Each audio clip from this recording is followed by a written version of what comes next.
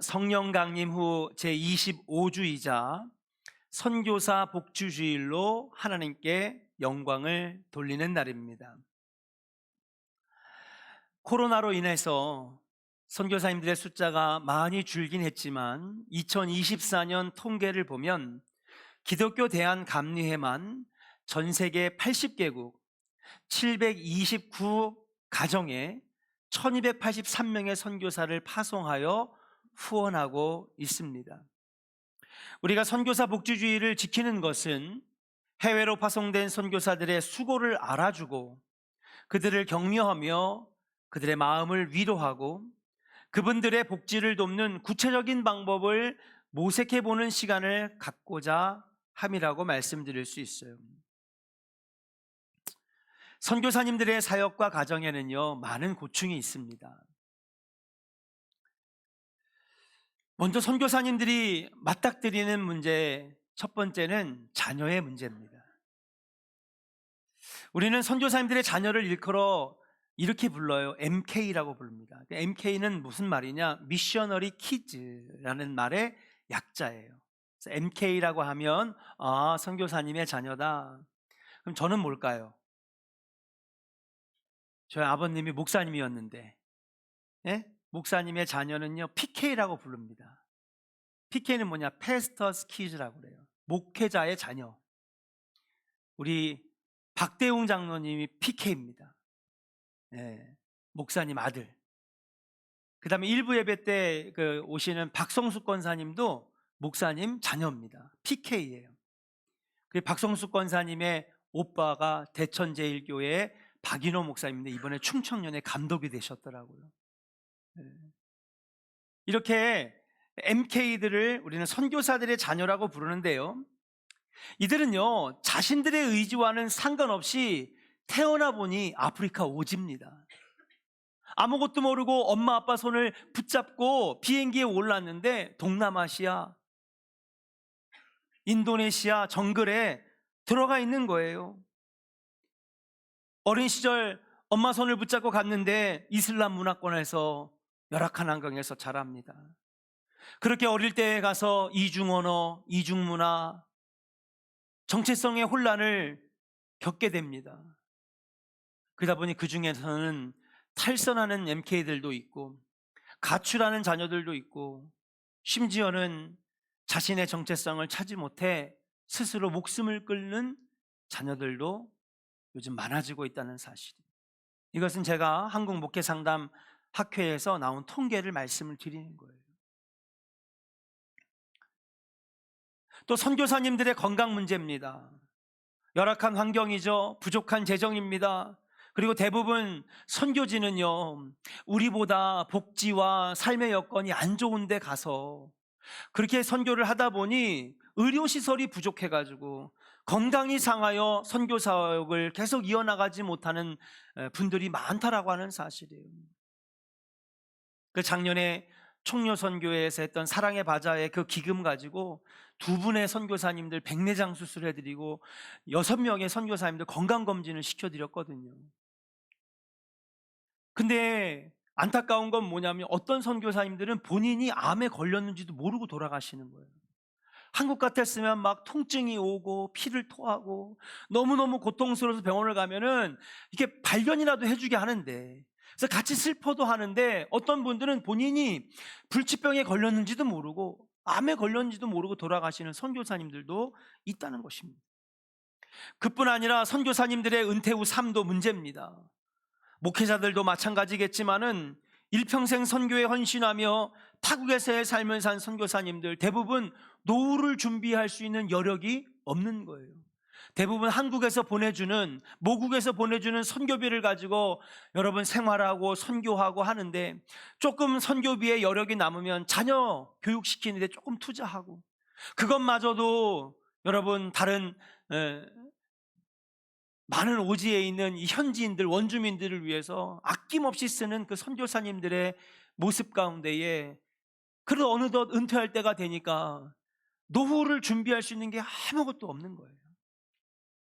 삶의 막막함을 느끼는 이 선교사님들의 문제들, 저는요 오늘 본문 말씀을 통하여서 우리 선교사님들의 삶이 어떤 삶일까? 또 선교사님들은 어떨 때에 가장 행복할까? 선교사의 행복한 삶을 위해 우리를 부르시는 하나님의 뜻을 발견하고 또 함께 공유하고 기도할 수 있는 은혜의 시간이 되기를 주의 이름으로 간절히 축원합니다. 자, 우리 본문으로 한번 돌아와 보겠습니다. 본문에 등장하는 엘리야의 모습은 선교사의 삶을 단편적으로 보여줍니다. 우리는 엘리야라고 하면 일반적으로 선지자 또는 예언자라고 이렇게 알고 있죠. 그러나 오늘 엘리야가 보여주는 모습은 마치 지금의 선교사와 같은 모습을 보여주고 있다고 하는 사실이에요. 엘리야 선지자는 북이스라엘 아합 왕 때 활동하던 선지자로, 아합이 우상 숭배에 열을 올리고 있을 때에 하나님을 예배하는 이 백성들이 바알과 아세라에게 여러분 절하고 또 하나님을 예배하는 곳마다 회당을 다 무너뜨리고 우상을 섬기는 산당을 만드니까 하나님께서 엘리야야, 너는 지금 당장 아합 왕에게 가서 이 말을 전해라. 어떤 말을 전할까요, 하나님? 그랬더니 엘리야에게 가르쳐 주기를, 야, 너네는 우상을 섬겼기 때문에 앞으로 비가 내리지 아니할 것이고 이슬비도 마르게 할 것이다. 그렇게 하면서 아합 왕이 경고하라고 하는 거예요. 엘리야는 순종하면서 아합 왕 앞에 갑니다. 여러분, 이 갔다라고 하는 것이 그냥 간 게 아닙니다. 무엇입니까? 죽음을 각오하고 목숨을 각오하고 간 거예요. 지금이야 수도꼭지 이렇게 열면은 물이 콸콸콸콸 나오죠. 좀 2달, 3달 강바닥이 말라도요, 우리 대충 먹고 살 수 있고 물 쓸 수 있어요. 근데 당시에 여러분 2500년 전에, 여러분 2700년 전에 이 고대 근동, 특별히 팔레스타인 이 광야 지역에서 물이 안 나온다? 비가 안 내린다? 이거는 한마디로 저주를 퍼붓는 겁니다. 물은요 생명이거든요. 나라의 근간입니다. 그러면 목사님, 거기는요 우기는 2달도 안 된다면서요. 그래도 이 나라가 농사도 짓고 먹고 살 수가 있어요. 왜냐? 제가 설교 때 몇 번 말씀드렸지만 30도가 넘는 일교차 때문에 여러분 엄청난 이슬비가 새벽에 내리는데 그때의 물을 받아놓고 그때의 그 물을 가지고 식수도 만들고 생활용수도 만드는 거예요. 근데 오늘 하나님이 뭐라고 하시냐면 비만 그치게 한 게 아니라 뭐까지 마르게 했다고요? 이슬까지도 마르게 했다는 거예요. 그러니까 완전히 수분이라고 하는 수분은 다 사라진 겁니다. 이걸 지금 아합 왕에게 가서 얘기하라고요? 그럼 왕이 이거 미친놈 아니야 이거? 와가지고 아주 저주를 퍼붓네. 당장 저놈의 목을 쳐라 할 수도 있는 거거든요. 그런데 이 말씀을 담대하게 전한 다음에 하나님께서 명령하시는 곳으로 피신을 가게 됩니다. 자, 처음 엘리야가 피신한 곳은 어디인가? 요단 앞 그리시네가라고 나옵니다. 하나님께서는 그리시네가에 숨어있는 엘리야에게 아침에 까마귀를 보내 떡과 고기를 먹게 하시고 저녁에 또 까마귀를 보내서 떡과 고기를 먹게 하시면서 엘리야를 살게 하셨어요. 그런데 여러 날이 지나고 그리시네가 많으자 하나님은 엘리야에게 이번에는요, 야, 시돈 땅 사르밧으로 가라, 그렇게 명령을 하시는 거예요. 오늘 9절 말씀을 보니까 두로와 시돈이 나오는데 그러면 여기는 어디냐? 여러분 지금 이스라엘과 처음에는 하마스랑 전쟁하더니 요즘에는 어디랑 전쟁해요? 뉴스를 안 보시는구나.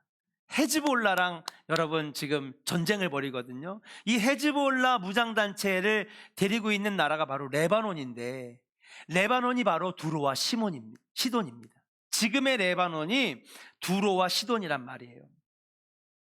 두로와 시돈은 지중해 연안 최대의 항구 도시였는데 특별히 하나님께서 엘리야를 보낸 이 시돈 땅은 어디냐 하면요, 아합 왕의 부인 이세벨의 아버지가 통치하는 지역이고, 이 시돈이 어디냐 하면요, 여러분 하나님이 가장 싫어했던 바알, 우상, 이 바알이라고 하는 이 우상이 만들어진 도시가 바로 시돈입니다.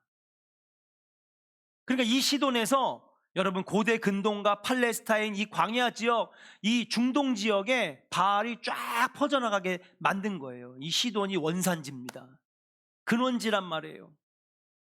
그런 거 있잖아요. 원래 여러분 불교를 석가모니가 창시했는데 여러분 석가모니가 어디 사람이에요? 인도 사람이거든요. 그게 지금 동남아시아, 동북아시아 일대는 거의 다 불교 나라들 아닙니까? 그런데 여러분 막상 인도는 불교가 있어요, 없어요? 불교 신자 한 명도 없어요. 거긴 뭐가 있어요? 힌두교가 있어요. 우리 교인들 참 똑똑해. 잘하셔. 예. 그러니까 인도가 사실은 불교의 여러분 시작점이었다는 사실이에요. 그런데 이 우상숭배의 본거지로 하나님은 당신의 선지자 이 엘리야를 그곳에 보낸 거예요. 근데 엘리야는요 이번에도 순종합니다. 하나님께서는 바알 종교의 원산지인 시돈 땅으로 엘리야를 보이셔서 하나님의 능력을 보이시는데 오늘 바로 그 놀라운 능력이 사르밧 과부를 만나서 나타나는 놀라운 능력이 오늘 이 시돈 땅에서 이루어지고 있다고 하는 사실이에요. 여러분, 선교란 무엇일까? 선교란 무엇일까? 선교는요 하나님을 예배하지 않는 곳, 온갖 우상을 예배하는 곳으로 가는 것이 바로 선교라고 말씀을 드릴 수 있어요. 하나님의 명령을 따라 우상 숭배의 땅으로 가서 하나님의 능력을 보인 엘리야가 사명을 받고 아무도 예배하지 않는 땅으로 가서 복음을 전하고 하나님을 알리는 것, 그것이 바로 선교지 않겠는가? 그렇기 때문에 오늘 말씀에서는, 설교에서는 엘리야를 선교사라고 보고 있다라고 하는 사실이에요. 선교사의 삶은 무엇입니까? 선교사의 삶은요 오직 하나님의 명령을 따라 움직이는 자입니다. 선교사의 삶은 무엇입니까? 하나님이 가라고 하시는 곳에서 하나님의 뜻을 따라 일하는 것입니다. 원래 아펜젤러는 선교사는 한국에 1894년에 들어올 때에 여러분 원래는요 한국에 대해서 아무 마음이 없었어요. 심지어는 조선이란 땅이 어디에 있는지도 몰랐습니다. 관심도 없었어요. 오히려 아펜젤러 선교사는요 여러분 이 일본 땅에 가서 선교하고 싶었거든요. 그런데 한국 땅, 조선 땅을 위해 선교를 준비하던 신학교 동기가 갑자기 중병에 걸려서 선교사를 나가지 못하게 된 거예요. 그리고 그 친구가 일찍 죽습니다. 1년 동안 투병을 하다가. 그 마지막에 야 친구야, 아펜젤러야, 내가 조선 땅을 놓고 몇 년 동안 기도하고 선교사 가려고 했는데 이 병 때문에 내가 못 가게 됐으니 너무나 가슴이 아프고 조선 땅이 눈에 아른거려서 내가 잠을 잘 수가 없다. 이대로 편히 잠들 수가 없다. 그러면서 이 죽어가는 친구가 아펜젤러의 손을 딱 잡아요. 그리고 내 대신 조선 땅으로 가주면 안 되겠냐. 아펜젤러가 고민했어요. 아펜젤러는 어느 나라를 놓고 기도했다고요? 일본을 놓고 기도했거든요. 이곳이 하나님이 보내실 곳이다, 내가 선교할 곳이다 라고 했는데 죽어가던 친구가 아펜젤러야, 나는 조선 땅을 놓고 이도로 죽는 게 너무 가슴이 아프다. 내 대신 네가 조선 땅에 가서 하나님을 전해달라. 아무도 관심 갖지 않는 그곳, 선교사를 준비하는 사람들도 조선 땅이 어디 있는지도 몰랐는데 친구의 권유를 듣고 아펜젤러는 과감하게 조선의 배에 오르고 아펜젤러가 목숨을 걸고 마지막에 여러분 군산 앞바다인가요? 거기에서 여러분 물에 빠진 소녀를 구하다가 아펜젤러와 부인이 함께 여러분 순교하거든요. 여러분 그분이 계획하던 대로 됐나요? 근데 선교사님들이 그런 거예요. 주님이 가라고 하면 가고 멈추라고 하면 멈추고 주님이 다시 이동하라고 하면 이동하고 멈추라고 하면 멈추고. 오늘 마치 엘리야가 왕에게 가서 그리시네가에 가서 이번엔 시돈과 사르밧으로 가라고 할 때 하나도 토시를 달지 않고 움직였던 그 엘리야의 모습이 바로 선교사님들의 모습이라고 말씀드릴 수가 있어요. 그런 하나님께서는 엘리야에게 가마귀를 통해 떡과 고기를 주시고요, 배고프지 않게 하시고 가뭄에도 목마르지 않게 하셨는 줄로 믿습니다. 선교 현장에서 살아가는 선교사들은 누구보다도 이것을 경험하며 살아가는 거예요. 선교사님들에게 언제 제일 행복합니까? 물어보잖아요. 그러면 여러분 한국에서 선교비가 이번에 500만 원이 들어왔어요. 저를 도와주시는 이 선교 후원교회가 10교회를 넘어갔습니다. 이번에 뭐 선교팀이 여러 개 그런 말씀 안 하시더라고요. 그 선교사님들은 언제 행복합니까? 그랬더니 순간순간 때때마다 놀라운 방법으로 선교를 도우신 하나님의 손길이 느껴질 때마다 너무너무 행복하다는 거예요. 비록 타문화 속에서 살아가는 어려움과 외로움, 때로 핍박과 고통을 겪기도 하지만 그 어려운 가운데서 선교하면서 하나님이 나와 함께 하심을 믿고 하나님의 놀라운 손길이 느껴지고, 야, 어떻게 이렇게 선교의 문이 열려질 수 있을까? 그런 놀라운 경험을 할 때마다 선교사가 되기를 참 잘했다. 아파도 행복하고 힘들어도 행복하고 재정적으로 모자라도 행복한 것이 바로 선교사님들의 삶이 아니겠는가. 사랑하는 조은의 성도 여러분, 우리는 선교사에게 도움이 필요한 순간마다 현장을 찾아갈 수 없어요. 하지만 우리가 할 수 있는 일이 뭘까? 하나님, 선교사의 삶은 아무도 예배하지 않는 곳, 우상이 판치는 곳, 복음이 아직 떨어지지 않는 곳에 가서 열악한 환경에서도 복음을 증거하는 분들인데, 그분들이 진짜 느끼는 행복은 하나님의 돌보심을 느낄 때, 놀라운 손길로 놀라운 기적을 일으킬 때 선교사님이 가장 행복하다고 하니, 우리가 과연 할 수 있는 게 뭘까? 그들을 위해 기도해 줘야 되겠다. 하나님, 선교사님들을 돌보아 주시옵소서. 하나님, 놀라운 까마귀를 보내 떡과 고기를 보내셔서 엘리야를 먹이시고 돌보셨던 것처럼 하나님, 80개국 729가정 1283명의 선교사님들의 손길 가운데, 삶 가운데 이 손길이, 이 기적이, 이 역사가 일어나기를 원합니다. 여러분, 그 기도가 놀라운 여러분 통로가 되어서 우리 선교사님이 힘을 내고 더 열심히 여러분 보람있게 열매를 맺어가지 않겠는가. 선교 현장에서 선교사들이 모든 순간 돌보시는 하나님 만나기를, 그리고 때마다 필요한 것을 공급하시고 기적을 경험하기를 우리 조원의 성도들이 중보하며 기도해야 될 줄로 믿습니다. 그리고 더 나아가 물질을 드림으로, 물질로 섬김으로 선교사를 돌보시는 하나님의 사역을 동참할 수 있다는 사실이에요. 작년에 총료선교회 사랑의 바자회를 통해서 수익금을 가지고 선교사님들 도왔는데, 지금 아마 제가 알기로는 총료선교에서도 이번에 사랑의 바자회 했는데 작년보다 더 잘 됐대요. 네. 좋은 소문도 나고 수익금도 더 많아졌다는 거예요. 그래서 저는 이번에도 그냥 설교를 준비하는데 이번에도 선교사님들을 좀 도우면 참 좋겠다, 그런 생각을 해보게 되었습니다. 두 번째로, 오늘 말씀 가운데에 우리에게 주시는 은혜가 있어요.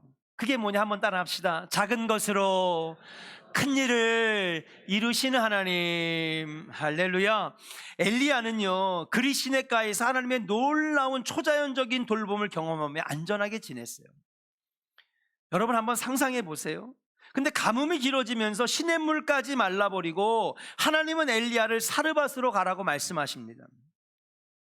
여러분, 시냇가가 말랐다고 해서 엘리야가 거기서 물을 못 마실까요?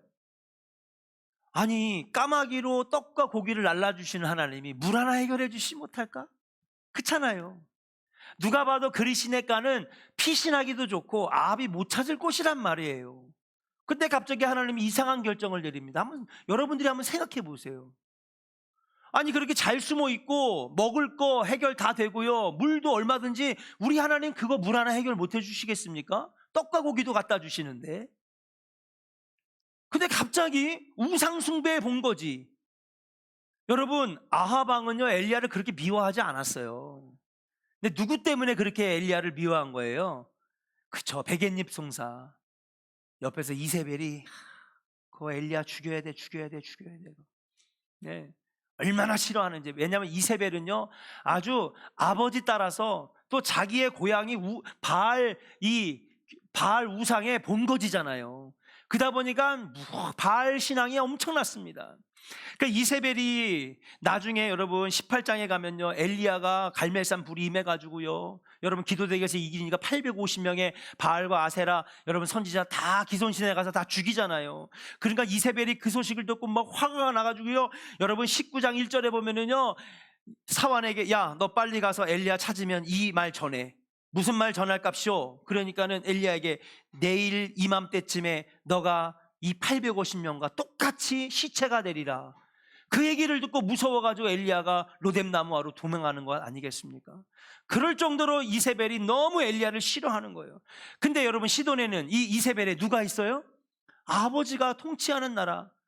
그리시네가에 숨어 있는 게 안전할까요? 시돈에 있는 게 안전할까요?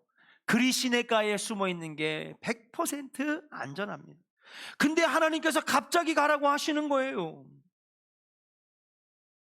그러면서 이렇게 하는 말씀하십니다. 엘리야야, 네가 시돈 땅 사르밧으로 가라. 거기 가면 한 과부가 있는데 그 과부를 통하여 이제 너를 먹이리라 그러시는 거예요. 지금까지는 까마귀가 나를 먹였는데 이제는 그 한 과부가 너를 먹여 줄 것이다.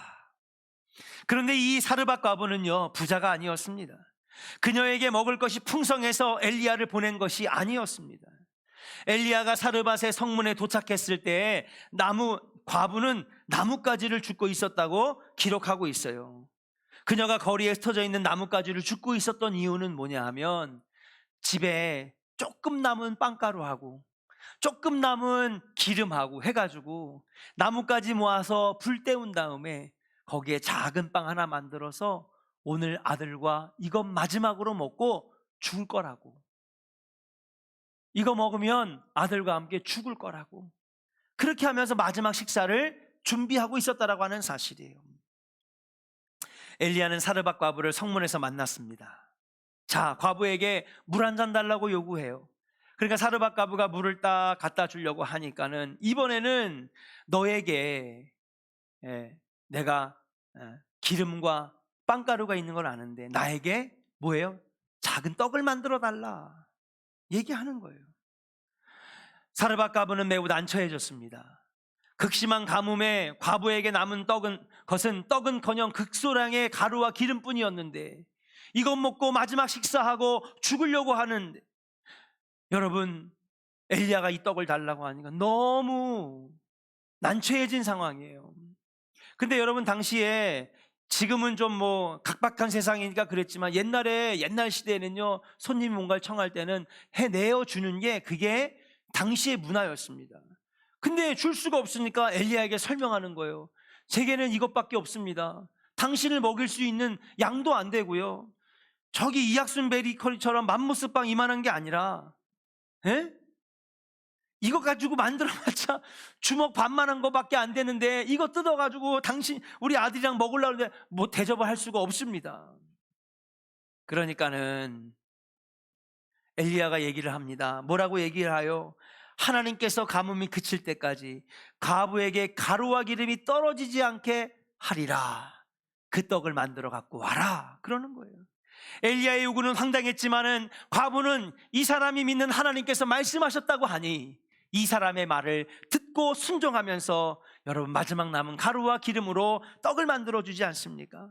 엘리야를 믿고 엘리야가 믿는 하나님의 말을 믿고 여러분 순종했다라고 하는 사실이에요. 그리고 또 한 번의 기적이 일어납니다. 다 같이 15절 16절 말씀을 크게 한번 읽어볼까요? 같이 읽겠습니다. 시작. 그가 가서 엘리야의 말대로 하였더니 그와 엘리야와 그의 식구가 여러 날 먹었으나 여호와께서 엘리야를 통하여 하신 말씀같이 통에 가루가 떨어지지 아니하고 병에 기름이 없어지지 아니하니라. 아멘. 과부가 드린 것은 아주 적은 가루와 기름뿐이었지만은, 충분한 크기의 떡을 만들 수도 없는 아주 미미한 것이었지만은, 믿음으로 하나님께 드린 이 적은 양의 재료가 가뭄이 그칠 때까지 엘리야와 그의 식구가 먹고도 남는 음식을 만들 재료가 되었다라고 하는 사실이에요. 수도시설이 발달되기 전에 옛날에 집에는요, 다 뭐가 있었느냐? 마당에 여러분 그 펌프가 있었어요. 저 어릴 때도 여러분 집집마다 펌프가 있었고요, 여기 앞에 태훈의 집에도 사실 여러분 수도꼭지가 나오기 전에 펌프가 있었어요. 여러분, 여기 이 조원교회 아래로 여러분 안반수가 흐르거든요. 나중에 재개발되면 여기가 약수터가 될 수도 몰라요. 밑에 아주 좋은 물이 흐릅니다. 그런데 저 어릴 때 가면은, 막 방학 때 놀러 가면은 할머니 펌프질 내가 할게 막 그랬던 기억이 나요. 근데 여러분, 이 펌프질을 할 때 이 식수를 끌어올려야 되는데 여러분 이때 꼭 필요한 게 뭐냐? 여러분도 아시다시피 마중물이라고 하는 게 있어요. 이 통에 지하수랑 뚫어놨는데 이 고무바킹이라고 하죠. 이게 딱 물려가지고 압력으로 쫙 끌어올려야지 밑에 물이 쭉 올라오는 거거든요. 근데 이게 그냥 푹푹 쉬고 바람이 새면은요, 여러분 밑에 있는 물이 바람만 새고 안 올라온단 말이에요. 그래서 그 바람에 공기가 새는 걸 막기 위하여 뭐를 부어요? 한 바가지의 물을 붓니다. 아주 작은 양만 부어도 돼요. 왜? 공기만 왔다 갔다 안 하면은 압력으로 해가지고 물을 끌어올리거든요. 그렇게 해서 한 바가지에 작은 물을 딱 부은 다음에 막 펌프질을 하잖아요. 그러면요, 하루 종일 온 가족이 이용할 식수가 나오고요, 빨래할 물도 나오고요, 생활용수도 나오고요. 그렇게 해서 여러분 풍성한 삶을 누리게 되는 것입니다. 하나님께서 우리에게 한 바가지의 물, 마중물을 요청하시는 거예요. 그게 뭐냐? 바로 사르밧 과부의 작은 빵가루와 그리고 기름이라고 하는 사실이에요. 그거 뭐 얼마 안 되는데 그거 어디 딴 데 가서 더 좋은 집 가가지고 구하시면 되잖아요. 왜 하필 이거 먹고 죽으려고 하는 우리 집에 와가지고 당신 왜 나 난처하게 왜 떡 만들어 달라고 하는 겁니까? 그 이유가 뭘까요? 하나님께서는 그 재료를 마중물로 보시는 거예요. 할렐루야. 그거 한번 부어봐라. 그거 한번 만들어서 갖고 와봐라. 그러면 그게 공기를 막고요, 압력을 넣어가지고요, 흔드니까는요, 그냥 식수가 터져나오고 생활용수가 터져나오고 온 가족 빨래를 하고도 남는 물이 철철철철 넘치는 놀라운 역사가 나타난다는 거예요. 선교사 복지를 위해, 선교사의 삶을 돕기 위해 그의 전부를 책임질 재정을 후원하라고 말씀하는 게 아닙니다. 엄청난 돈을 내라고 하는 것이 아닙니다. 당면한 문제 해결을 위해 직접 선교 현장에 가라고 하는 것이 아니에요. 일상의 지장을 받을 만큼 헌신을 요구하지도 않으십니다. 근데 하나님이 우리에게 오늘 마중물을 요구하고 있어요. 믿음의 마중물을 요구하고 있어요. 주보에 나와 있는 네팔, 주보에 나와 있는 태국, 치앙마이, 주보에 나와 있는 중부경찰서, 감옥, 필리핀, 캄보디아, 여러 곳곳마다 하나님, 여기 계신 선교사님을 위하여 기도합니다. 내 작은 기도, 짧은 기도가 보잘것없는 빵가루와 기름 같지만은 이것이 마중물이 되면 하나님 놀라운 선교지의 역사가 일어날 줄로 믿습니다. 까마귀가 떡도 갖다 주시고 고기도 갖다 주시고 물이 철철철철 넘쳐서 놀라운 기적이 나타나는 끊이지 않는 역사가 일어날 줄로 믿습니다. 하나님 우리에게 오늘 이 믿음의 마중물을 요구하고 있다는 사실이에요. 이거 얼마 안 되는 헌금이 무슨 얼마나 도움이 되겠어. 여러분 그렇게 보지 마시기 바랍니다. 보잘것없다고 느껴지는 이 재능, 충분하지 않다고 하는 이런 헌금, 너무 작아서 쓸데없는 것처럼 보여지지만은 우리가 이것을 믿음으로 드릴 때에, 믿음의 마중물로 드릴 때에 놀라운 역사를 이루는 축복의 통로로 하나님께서 선교지에서 쓰실 거라고 하는 사실이에요. 조원교회는요, 선교헌금 봉투를 제작해서 성도들로 하여금 선교헌금을 드릴 수 있는 기회를 제공해 드립니다. 아직 선교헌금에 동참하지 않고 계시다면 이번 기회에 국내 국외 선교를 위해 선교헌금에 동참할 수 있는 여러분들 되시기를 주의 이름으로 간절히 축복합니다. 매주 5,000원, 매주 10,000원, 매주 50,000원, 이거 가지고 무슨 선교에 엄청난 효과가 있겠어? 아닙니다. 그것이 믿음의 마중물이 되면 여러분 하나님께서 놀랍도록 이루시는 기적의 축복의 통로가 될 거라고 하는 사실이에요. 작은 것으로 큰 것을 이루시는 하나님의 역사를 믿으시고 이 선교에 함께 동참하는 우리 조원의 성도들 되시기를 주님의 이름으로 간절히 축원합니다. 마지막 은혜입니다. 따라합시다. 드릴 때에 신비로운 기적이 나타납니다. 자, 여러분 하나님은요, 이 믿음의 마중물이 없어도 얼마든지 일하실 수 있는 분입니다. 하나님 능력의 하나님인데, 전지전능하신 하나님인데, 그럼에도 우리에게 이렇게 믿음의 마중물을 요구하시는 때가 있어요. 여러분들의 마음의 문을 주님이 두드리실 때가 있단 말이에요. 선교에 동참하자, 이번에 단기 선교에 함께 가자, 선교사를 도와라, 마음의 문을 두드린단 말이에요. 근데 이게 하나님 주시는 지금 노크거든요. 하나님 주시는 감동이란 말이에요. 근데 동시에 어떤 마음도 주냐, 마귀가 갈등하게 만드는 거야. 이거 가지고 뭐 얼마나 도움되겠어. 이거 해봤자 뭐 얼마나 티가 나겠어.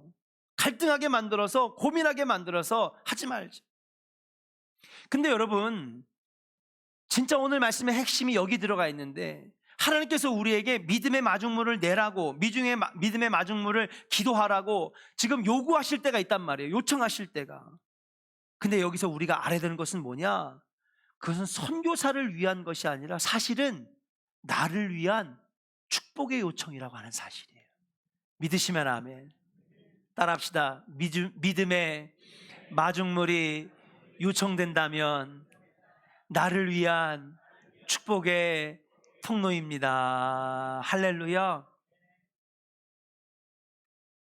자, 엘리야를 만나기 전 과부는요, 죽음의 위기에 놓여 있는 여인이었습니다. 우리가 보기에 과부가 드린 것은 있으나마나 아주 적은 것이지만, 엘리야는 하나님 말씀을 듣고 와서 여러분 과부에게 찾아가 이 믿음의 마중물을 요청하고 있는 거예요. 작은 가루, 작은 기름 요청하고 있단 말이죠. 그러면 우리가 이렇게 생각할 수 있어요. 아니, 하나님이 왜 이 과부에게 가라고 하셨지? 아니, 얼마든지 부자도 있었고 넉넉한 사람들도 주변에 있을 텐데. 여러분, 지금 이 가뭄이 이제 몇 해째 이어지고 있어요. 당연히 경제도 힘들고 여러 가지로 어렵겠죠. 근데 보니까 경제가 어려울수록 잘 사는 사람들은 더 잘 살더라고. 작년에 신세계 백화점에서 여러분 샤넬 특별 세일 15% 세일이 했어요.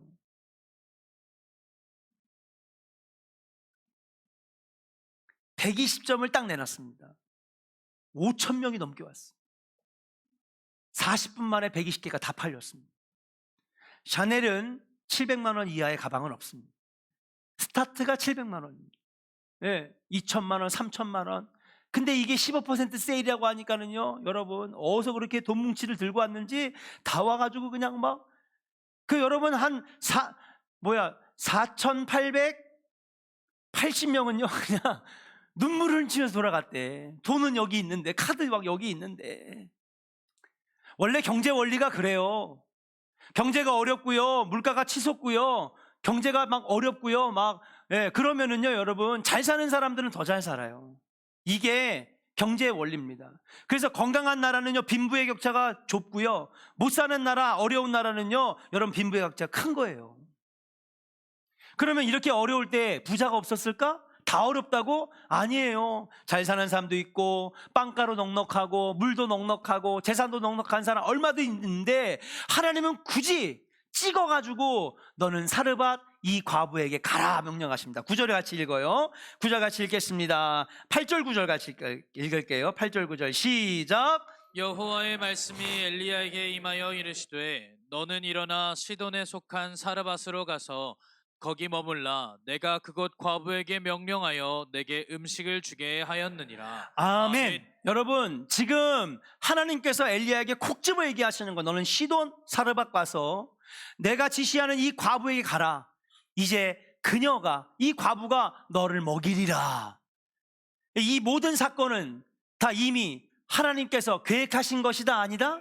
이미 계획하신 거예요.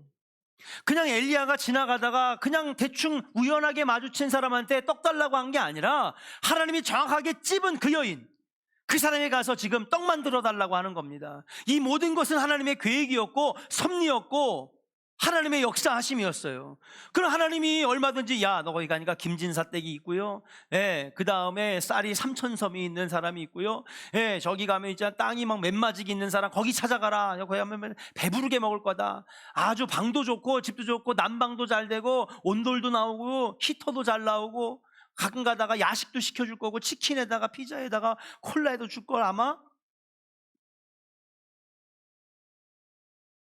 그럼 왜 하필 이거 먹고 죽으려고 하는 과부에게 가라고 주님이 직접 명령하시냔 말이에요. 이해할 수가 없잖아요.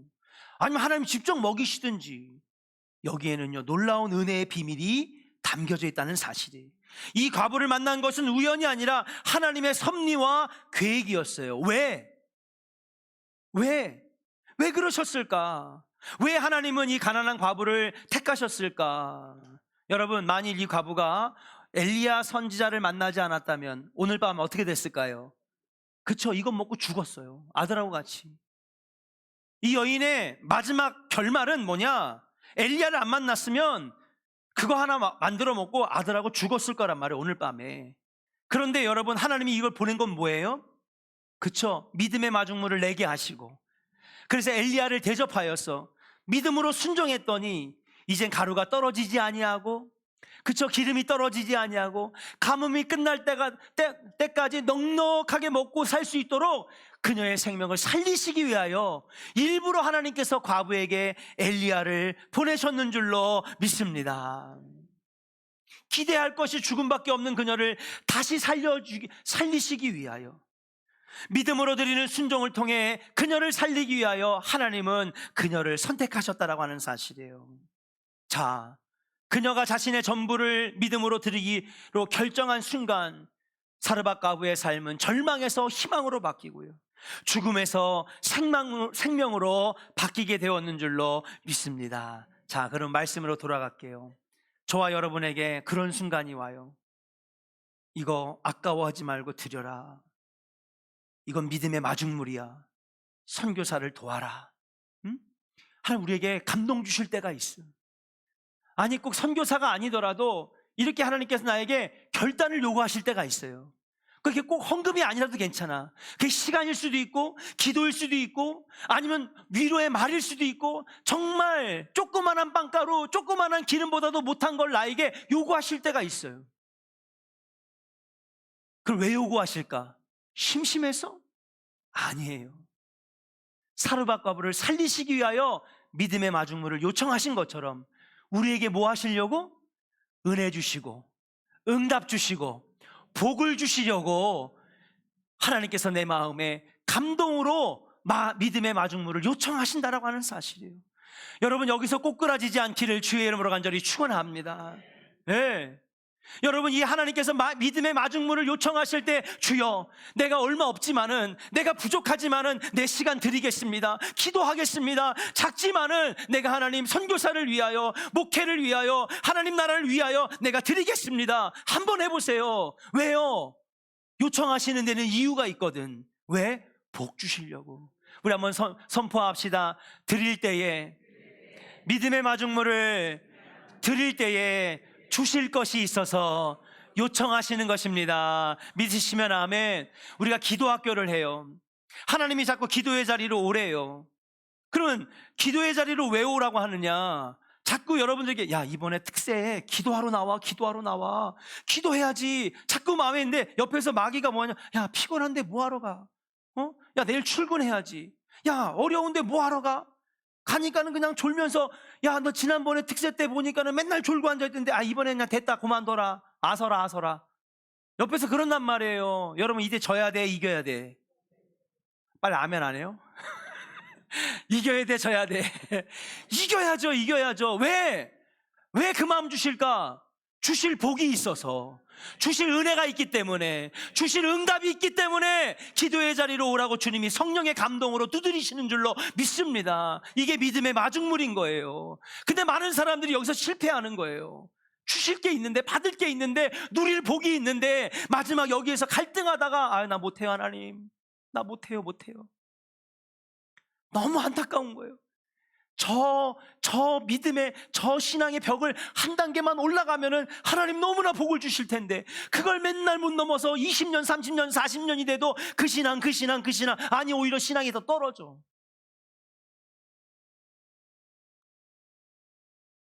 사랑하는 여러분, 오늘 말씀을 꼭 기억하시기를 주의 이름으로 간절히 축원합니다. 하나님께서 우리 마음에 뭔가를 요청하실 때에는 새로운 기회를 주시려고, 새로운 복을 주시려고 우리의 마음의 문을 두드리시는 줄로 믿습니다. 믿음으로 드릴 때에 우리는 하나님의 역사에 동참할 기회를 얻게 되고, 드림으로써 새로운 복을 누릴 수 있는 기회를 얻게 되는 것인 줄로 믿습니다. 이게 바로 오늘 엘리야와 사르밧 과부의 이야기를 통하여 보여주시는 드림의 신비라고 하는 사실이에요. 사랑하는 여러분, 선교사를 도와주시기를 주의 이름으로 축복합니다. 네, 그의 자녀들을 도와주시기를 축복합니다. 안 그래도 12월 둘째 주에 여러분 이 선교사들 MK들을 위해서 우리 한국 목회상담협회와 중앙연의 여러분 이 선교 상담센터와 함께 이들을 돌보고 그 다음에 치유해주는 여러분 이 MK 캠프를 열어요. 우리 상담학회에 다 PhD 박사들인데 상담 한 명씩 멘토가 돼가지고 그들의 고민을 들어주고요, 같이 울어주고요, 저녁에는 집회를 하면서 막 울어주고 기도하고 그렇게 할 거예요. 그 잠깐의 헌신이지만은 여러분 그 아이들이 살아나서 선교사님들이 선교에 집중할 수 있다면 얼마나 좋겠습니까? 사랑하는 여러분, 하나님께 쓰임받는 우리 조언의 성도들 되시기를 주의 이름으로 간절히 축원합니다. 하나님께서 우리를 은혜의 자리로 불러주시고 계세요. 선교 현장에 있는 선교사들의 삶에 함께 고민하고 마중물을 드리도록 요청하시는 것은 바로 우리에게 은혜 주시기 위함이다. 우리 장로님들, 우리 성도님들에게 요청합니다. 우리가 2019년에 마지막 스포츠 선교와 필리핀 선교를 마지막으로 코로나 이후로 선교를 못 갔는데 우리 선교가 재개됐으면 좋겠다. 왜냐하면 선교를 여러 번, 한 10번 이상을 갔지만 담임을 하면서 갈 때마다 느끼는 건 뭐냐면 어떤 사람은 그래. 이거 가가지고 뭐 먹을 건 나눠주고 티셔츠 나눠주고 그 다음에 바자회 한다고 뭐 얼마나, 아니 3박 4일 4박 5일 5박 6일 해가지고 무슨 열매가 맺어지겠어, 이렇게 생각하시는 분들도 있어요.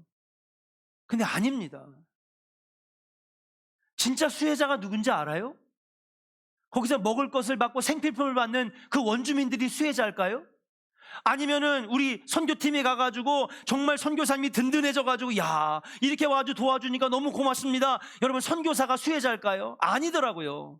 내 가서 보니까 진짜 수혜자는요, 선교를 간 단기 선교 우리 교인들이 제일 수혜자야. 왠지 알아요? 가보니까는요, 여러분 내가 은혜를 먼저 받아, 내가 감동받아. 어떤 중고등부 학생은요 너무너무 말을 안 들어가지고요, 여러분 중고등부 수련회만 되면요 이틀 참석하다가 아빠한테 전화해가지고 아빠 나 수련회 못 가겠어, 나 집에 갈래. 그래가지고 수련회 중간에 막 가던 애였어요. 근데 선교 갔다 온 다음에 감동받은 거예요. 눈물 흘리는 거야. 야 내가 너무 편하게 살았구나, 이렇게 어렵게 사는 사람들도 있는데 막 감동이 되니까요 그때 이후로 지금까지 한 번도 교회를 안 빠지는 거예요. 아이의 가치관이 달라지고요, 성도들이 가서 눈물 흘리고요. 진짜 보니까 수혜자가 누구냐? 우리 교인들이 수혜자고 우리 학생들 청년들이 수혜자더라고요.